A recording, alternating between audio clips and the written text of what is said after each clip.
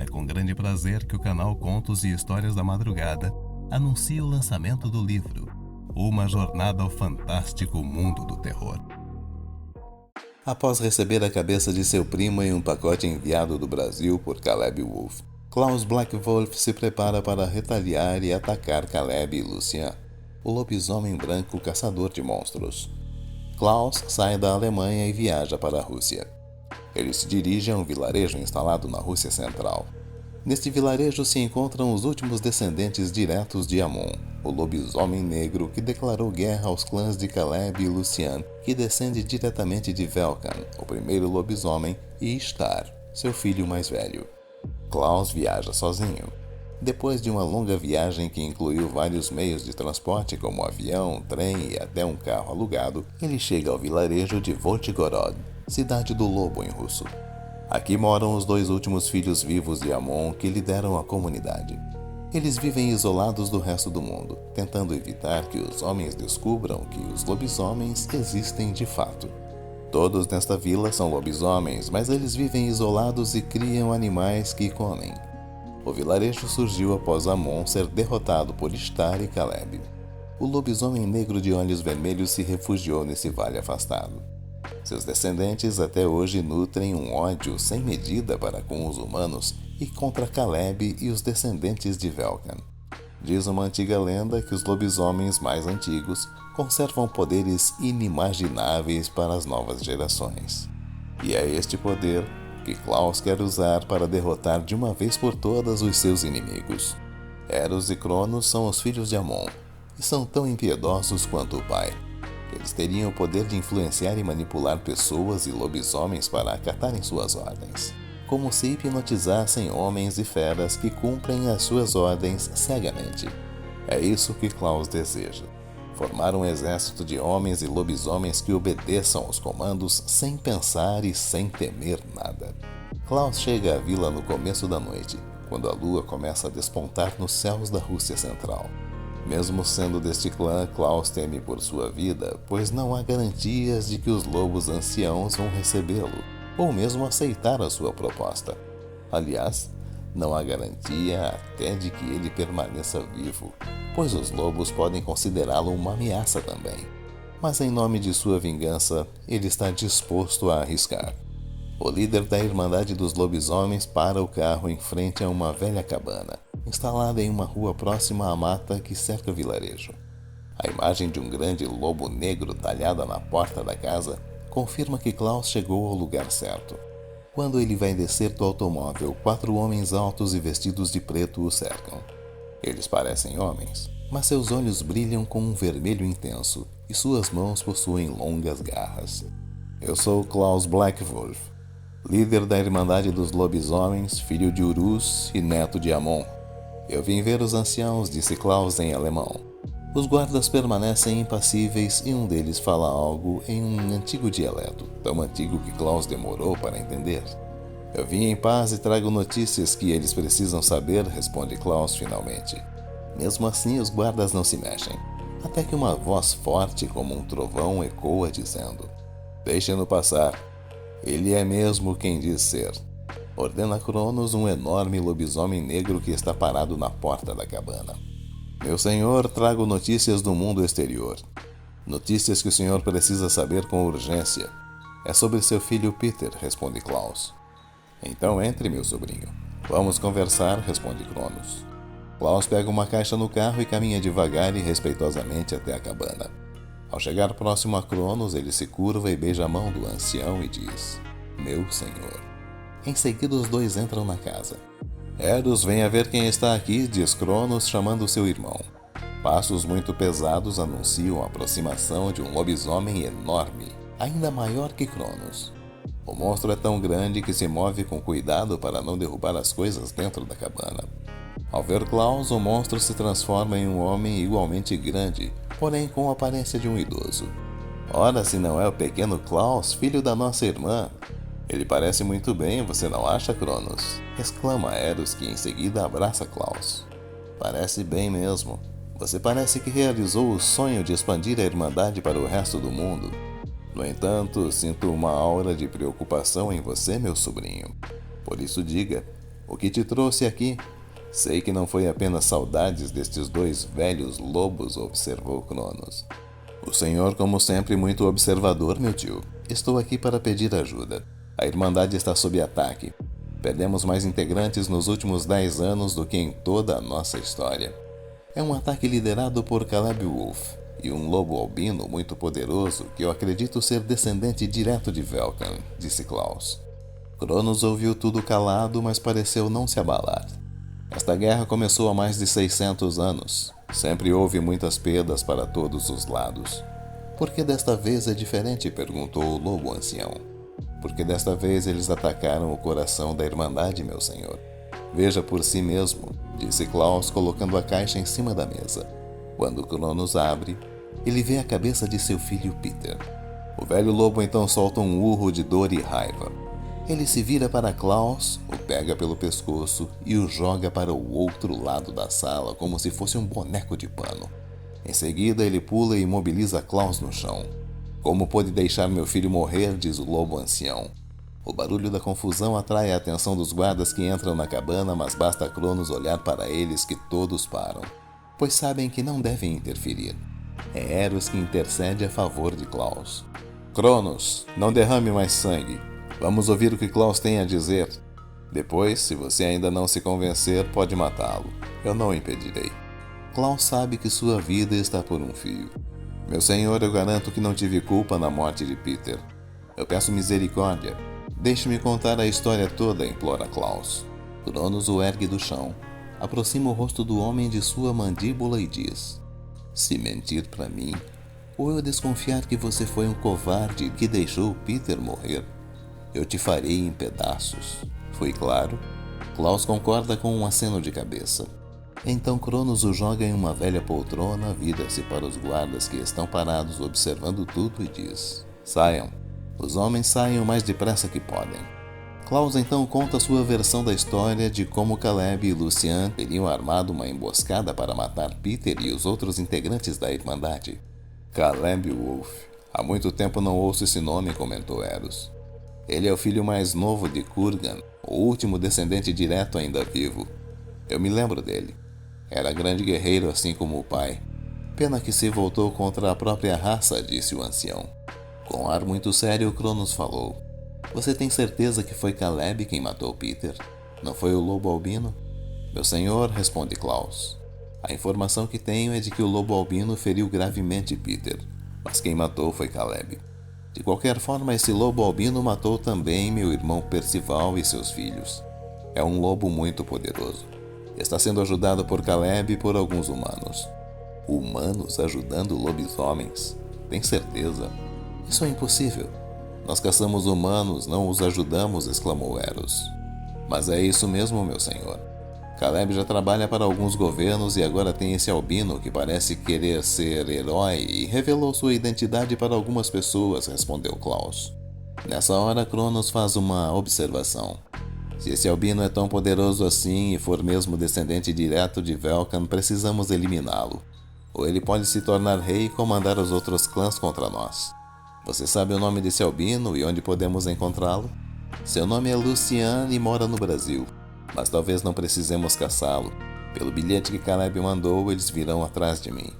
E eu penso em trazê-los até aqui, responde Klaus. Excelente ideia. Você acha que um exército de homens e lobisomens controlados por hipnose pode acabar com esses dois e seus amigos? Perguntou Eros. Klaus responde que sim, e então eles começam a elaborar um plano para atrair Caleb e Lucian. Nas semanas seguintes, uma onda de ataques a vilarejos e cidades da Rússia Central deixa um rastro de mortes e mobiliza a opinião pública, que pressiona as autoridades por uma solução. Dezenas de pessoas e animais morrem em ataques atribuídos a lobos selvagens. Logo, o assunto vira manchete nos principais veículos de comunicação, sendo o tema mais discutido nas redes sociais.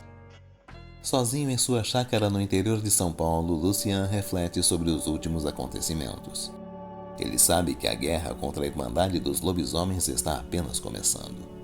Temendo pela segurança de Teresa e Samuel, ele mandou os dois para Seattle, nos Estados Unidos, sob proteção de Caleb e de seus amigos Douglas Phillips e o velho John. Enquanto isso, Lucian mantém sua rotina de corridas noturnas nas matas acompanhado de seus cães. E também pesquisa notícias na internet em busca de indícios de atividades da Irmandade. O lobo albino agora está mais forte do que nunca. Desde que se apoderou da espada sagrada de Velkan, Lucian ficou mais forte e seus ferimentos cicatrizam mais rápido. Ele sente como se houvesse uma ligação muito poderosa entre ele e a espada. Lucian quer descobrir toda a história deste objeto místico. Ele ainda não sabe que é descendente de Velkan e que vem de uma longa linhagem de lobisomens albinos, poderosos guerreiros que lutam por justiça. Durante suas pesquisas, ele encontra notícias sobre estranhos ataques de animais, provavelmente lobos, a moradores de pequenas cidades da Rússia Central. Os instintos de Lucian o levam a investigar mais profundamente o assunto, pois ele teme que sejam ataques de lobisomens. Numa matéria em um site sueco, Lucian fica sabendo que os ataques aconteceram em torno da pequena cidade chamada Voltigorod. Essa informação chama sua atenção. Seria coincidência os casos acontecerem nas proximidades da Cidade dos Lobos? Lucian não estava inclinado a acreditar em coincidências. Em um site sensacionalista britânico, ele encontra depoimentos de pessoas que juram ter visto lobos gigantes vagando pela região. E alguns animais às vezes andavam eretos como homens. E havia ainda quem jurasse que eram alienígenas preparando uma invasão. Mesmo não acreditando nas notícias sensacionalistas, Lucian ligou para Caleb e comentou sobre o caso. Pode deixar, vou pedir para algum dos meus homens investigar isso a fundo. Não se pode acreditar nesses sites e muito menos no governo russo. Qual é mesmo o nome da cidade que fica no meio da área dos ataques? Perguntou Caleb ao receber a ligação de Lucian. Ao ouvir o nome de Voltigorod, o detetive lobisomem estremeceu. Não é coincidência, Lucian. Só pode ser coisa da Irmandade. Esse vilarejo foi fundado pelo próprio Amon quando o expulsamos de perto dos nossos clãs, disse Caleb. Lucian ficou surpreso ao ouvir a resposta do amigo e perguntou: como assim expulsamos? Você participou desse episódio? Mas isso aconteceu há mais de 600 anos. Quantos anos você tem, afinal? E por que esse vilarejo é importante para a Irmandade? Perguntou o lobo albino. Caleb riu ao notar o espanto do amigo e respondeu: só posso dizer que tenho mais de 18 e posso beber. Em seguida ficou sério e afirmou: o vilarejo é importante porque a Irmandade nasceu lá. E eu acredito que os descendentes de Amon ainda estão por lá. Os descendentes diretos, quero dizer. Lucian ouviu a resposta do amigo e perguntou: você acha que a Irmandade foi buscar ajuda contra nós, em um vilarejo perdido no meio da Rússia? Depois de alguns segundos de silêncio, Caleb responde: mandamos a cabeça do Peter para o primo dele, Klaus, líder da Irmandade. Claro que ele não vai deixar isso quieto. Sim, acho que ele foi procurar ajuda dos anciãos, lobos velhos que possuem muito poder e experiência. Não são uma coincidência esses ataques. Lucian, eles querem que a gente vá até lá para investigar. É um recado que estão mandando para nós. Um recado para cairmos numa armadilha, afirmou o detetive lobisomem. E nós vamos para lá? Pergunta Lucian. Caleb riu de novo e disse: é claro que vamos. Eles estão preparando uma festa para nós, não podemos decepcioná-los. Então que comecem os jogos. Sangue de lobo para sempre, disse Lucian. Até o fim, meu irmão. Até o fim, respondeu Caleb. E assim começaram os preparativos para a batalha contra a Irmandade dos Lobisomens. Alguns dias depois, um homem alto e forte chega ao aeroporto de Moscou. Seu olhar sereno contrasta com seu porte físico impressionante, que atrai a atenção das mulheres. Mas Caleb Wolf está com o pensamento em algum lugar do passado. Ele era apenas um jovem soldado quando a guerra entre os filhos de Velkan começou. A guerra que custou a vida de seu pai e fez com que Caleb se exilasse, fixando residência em um país dos Balcãs, onde reuniu outros lobisomens de seu clã que queriam viver em harmonia e justiça. Hoje Caleb é um cidadão do mundo, guerreiro experiente e hábil em várias formas de combate, além de fluente em muitos idiomas. O detetive lobisomem sente-se à vontade em qualquer parte do mundo, mas o Brasil é o seu lugar preferido. Um país que ele considera um verdadeiro paraíso, onde pretende morar quando sua missão acabar. Em seu coração, ele sente que esta pode ser sua última batalha. e ele está pronto para lutar até o final. Caleb pega um táxi no aeroporto e segue até um prédio de escritórios no centro da capital russa. No terceiro andar funciona uma filial da agência de detetives que nada mais é do que um disfarce para sua atividade de mercenário a serviço de vários governos. Caleb entra e surpreende seu jovem funcionário Dmitri, cochilando na cadeira. O detetive então bate a porta com força, assustando o rapaz que cai da cadeira. Vejo que continua atento como sempre, Dmitri.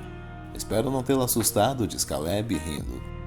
O rapaz se levanta rapidamente, meio sem jeito, e diz: Não me assustou não, Sr. Wolf. Eu estava só meditando um pouco. Caleb ri e pergunta: Você baba quando medita? E aponta a mancha na camisa do rapaz, que fica vermelho de vergonha. O detetive lobisomem põe sua bagagem em um canto e pergunta para o jovem: Investigou os ataques de animais conforme pedi? Sim, senhor. Foram vários ataques nas últimas semanas, todos nas áreas da cidade de Volgogorod. O governo está montando uma equipe com soldados e veterinários para irem até o local examinar a situação, respondeu Dmitri. E você descobriu se é a Irmandade que está por trás dos ataques? Pergunta. Ainda não, senhor. Mas posso fazer uma pergunta? Caleb faz um aceno com a cabeça e o jovem começa a falar. Eu sempre achei que a Irmandade concentrava suas ações na Europa e que ela tinha sede lá. Sinceramente, é difícil acreditar que uma organização tão poderosa como a Irmandade se preocupe com um vilarejo esquecido no meio da Rússia. Por que o senhor acha que a Irmandade está presente nessa vila? Caleb pensa por alguns segundos e responde: A Irmandade dos Lobisomens nasceu nesse vilarejo há muitos anos, e dali se espalhou pela Europa e depois para o resto do mundo. Eu acredito que ainda existam descendentes de Amon morando lá. Ao ouvir esse nome, Dmitri se assusta. Amon? O lobisomem negro que declarou guerra aos outros clãs, diz o rapaz. Sim, ele mesmo. Agora me diga como está a vigilância com satélites. Notou alguma atividade estranha, alguma movimentação? Pergunta Caleb. Desde que os ataques começaram, as pessoas se recolhem logo que o sol começa a se pôr. Não vejo ninguém na rua. A única vez que notei um movimento foi na semana dos primeiros ataques.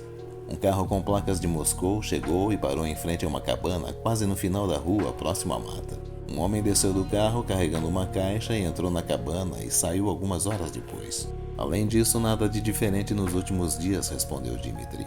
Deixe-me ver essas imagens, pediu Caleb. O rapaz se apressa em mostrar as imagens em um telão colocado no meio da sala. A propósito, como o senhor conseguiu autorização para usar este satélite americano? Ele é super secreto? Perguntou Dmitri. O pessoal da CIA me devia uns favores, respondeu Caleb. Ao ver as imagens, ele pede para o rapaz pausar em determinado momento. Está vendo esse homem cercado pelos seguranças? Sabe quem ele é? É Klaus Blackwolf, o líder da Irmandade. O detetive lobisomem olha atentamente para a cena. Ele estava conversando com os seguranças, mas agora parece estar conversando com alguém que está dentro da cabana. Consegue mudar o ângulo de visão e melhorar a imagem para a gente identificar com quem ele está falando? Pergunta Caleb. Consigo.